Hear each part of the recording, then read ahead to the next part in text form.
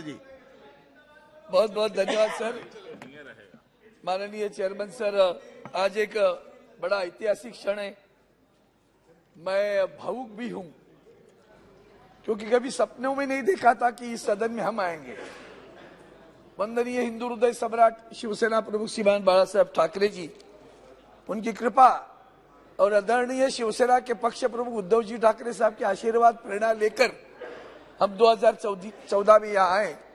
जब आए तो मैंने वहां देखा पहले, क्योंकि मैंने वहां माननीय वाजपेयी जी को देखा था ऊपर से। मैं किसी यूनियन की लीडरशिप करता था और उनका वो त्यागपत्र शब्द आज भी मेरे मन में है। वो भाषण मैंने पूरे ध्यान से सुना था। उनके बहुत सारे वाक्य मेरे मन में है। सबसे बड़ा वाक्य मुझे उनका जो मेरे मन में ठसा हुआ है वो है, छोटे मन से आदमी बड़ा नहीं होता। और दुर्भाग्यवश हम किस माहौल में जी रहे वो अगर देखोगे, क्यों इसलिए बोला मैंने कि 2014 में जब हम चुनकर आए तो उद्धव जी ठाकरे साहब थे, बाला साहब नहीं रहे थे। उनकी वजह से हम आए। 2014 हो 2019 हो, हमारी पार्टी के नेता तो वही थे। उन्होंने टिकट दी, तब बाकी बातें, गठबंधन की बातें मान लिया, गठबंधन में आए। हमने कहते कि नहीं आए, हमारे पास उतनी दिलदारी है। लेकिन एक बात आज याद करना चाहता हूं कि बहुत सारे लोगों ने संविधान की बात की, तो मुझे याद है जब महाराष्ट्र में रहते सर, परम पूज्य भारत रत्न डॉक्टर बाबा साहब अम्बेडकर ने संविधान बनाया तो भाषावार प्रांत रचना बनाई। अब भाषावार प्रांत रचना बनने के बाद में मुंबई राज्य था हमारा, गुजरात और महाराष्ट्र बना 1960 में। उसके पहले बहुत कुछ संघर्ष हुआ। सीडी देशमुख एक हमारा कोहिनूर हीरा था महाराष्ट्र का, रायगढ़ जिला का, वो आईसीएस बने उस वक्त अंग्रेजों के जमाने में।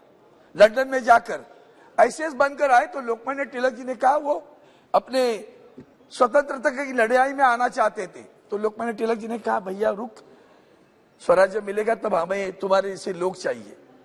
और रिजर्व बैंक ऑफ इंडिया के गवर्नर बने 1943 में, सत्ता के पहले। और जब सरकार आई, स्वराज्य बना, तो पंडित नेहरू जी ने उनको फाइनेंस मिनिस्टर बनाया। अब ये थोड़ी घटना क्यों पीछे जाकर कह रहा हूं कि पंडित नेहरू जी ने जब बनाने के बाद में 56 तक वो रहे, उस वक्त हमारी संयुक्त महाराष्ट्र की लड़ाई शुरू हुई थी।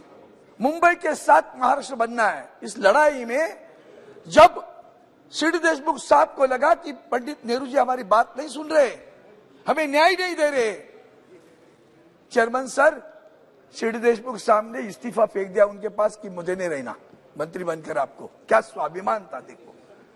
और सबसे बड़ी बात पंडित नेहरू जी की भी सुनो, वो इस्तीफा देकर गए, मुंबई के साथ संयुक्त महाराष्ट्र बना, 106 लोग प्राणों ने अपनी आहुति दे दी। और जब जिस बात के लिए इस्तीफा दे दिया वो तो छोड़ा मंत्री पद, लेकिन पंडित नेहरू जी ने उनको NCAR का चेयरमैन बना, फाउंडर मेंबर बना दिया, यूजीसी का चेयरमैन बनाया। आज अगर कोई इस तरह का अपना विचार प्रकट करे और कहे कि मैं इस्तीफा दे रहा हूं, मुझे न्याय नहीं मिल रहा है, तो क्या प्रतिक्रिया आएगी उतना ध्यान में रखना है। हमने स्वराज में दीदी कहता था सुषमा जी को, सुषमा जी के भाषण यहां बैठ के भी सुने, पहले भी सुने, अरुण जेटली साहब के सुने। हम भाग्यवान रहे कि एक छोटा टेक्सटाइल मिल के एरिया में रहने वाला छोटे परिवार का बेटा यहां आकर सांसद बना, आदरणीय मोदी साहब के सरकार में मंत्री भी बना, 5 महीना मंत्री भी रहा। तो दोनों सदन में जाने का सौभाग्य भी मुझे मिला, वहां भी जाए यहां भी जाए। लेकिन आज जिस तरह से आदरणीय प्रधानमंत्री जी ने सुबह जो बात की ना, वो सही बात है। बाकी राजनीति में ज्यादा नहीं जाना चाहता आज मैं। आखिरी दिन है, इस इमारत का आखिरी दिन है। वो वहां उन्होंने माथा टेका था, वो भी याद है मुझे। लेकिन जिस तरह के माथा टेका था 2014 और 19 का समय बड़ा अच्छा था। 19 के बाद में हम जो सामने देख रहे हैं वो इतना बुरा लग रहा है सर। महाराष्ट्र राज्य के निर्माण के बाद में भी, जैसे उसी वक्त सीडी देशमुख साहब ने स्टेट बैंक ऑफ इंडिया बनाई, LIC बनाई, बाद में माननीय इंदिरा गांधी जी ने नेशनलाइजेशन किया, राष्ट्रीयकरण किया बैंकों का, ये सारे पब्लिक सेक्टर बने, आज उनकी हालत क्या है वो बुरा लग रहा है मुझे। हम उनको न्याय नहीं दे पा रहे। मैं यहाँ 9 बरस से ज्यादा कार्यकाल हूं, हमने टेलीफोन एमटीएनएल की, बीएसएनएल की हालत देखी है, अब तो वेंटिलेटर पे है। हम बचा नहीं पाए, उसका दुख है, दर्द है मेरे दिल में, वही सबसे बड़ी बात है सर। और बताता हूं कि बेरोजगार है, किसान है, महिलाओं के अत्याचार है, हम नहीं न्याय दे। एजुकेशन है, मैं बार बार कहता, प्रकाश जावड़ेकर जी कुछ कार्यकाल के लिए मंत्री थे, मैं कहा भैया आप हायर एजुकेशन पे ज्यादा ध्यान दे रहे हो, प्राथमिक अवस्था पे ज्यादा ध्यान देने की आवश्यकता है। वहां डिस्पैरिटी है, वहां डिस्क्रिमिनेशन है सर, सिलेबस की वजह से डिस्क्रिमिनेशन है। आपका बच्चा एसएससी बोर्ड में पढ़ता है, मेरा एसएससी भी पढ़ता है, इनका सीबीएसई भी पढ़ता है, चौथा और कई इंटरनेशनल बोर्ड में पढ़ता है, उनके सिलेबस अलग है। जब सीटी को एग्जाम देनी है तो कौन कच्चा रहा, आप ही जान लो। एटलीस्ट उस विषय के लिए भी 2 मिनट में खत्म होगा, इस विषय के लिए तो हमें न्याय देने की आवश्यकता है सर। मैं इतना ही कहूंगा, आज भी 2 चीजें मुझे बहुत बुरी लगती है। भ्रष्टाचार की लड़ाई, सही में हम भ्रष्टाचार के खिलाफ है, अंतर्मुख होकर देखना चाहिए।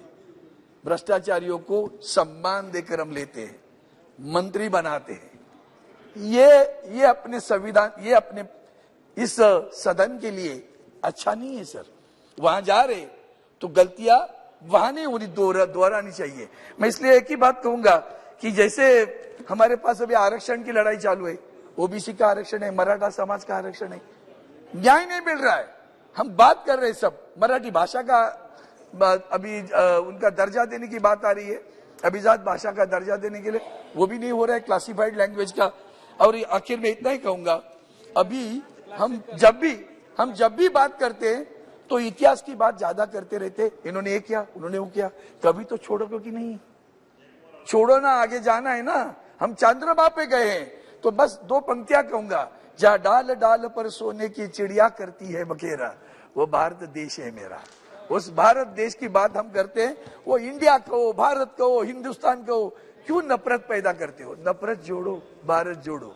और इसलिए मैं इतना ही कहूंगा सभापति महोदय कि जहां छोड़ो कल की बातें, कल की बात पुरानी, नए द्वार पर उधर जा रहे, नए द्वार पर लिख देते हैं मिलकर नई कहानी, हम हिंदुस्तानी, हम हिंदुस्तानी, हम हिंदुस्तानी। श्रीमती नवनीत राणा जी।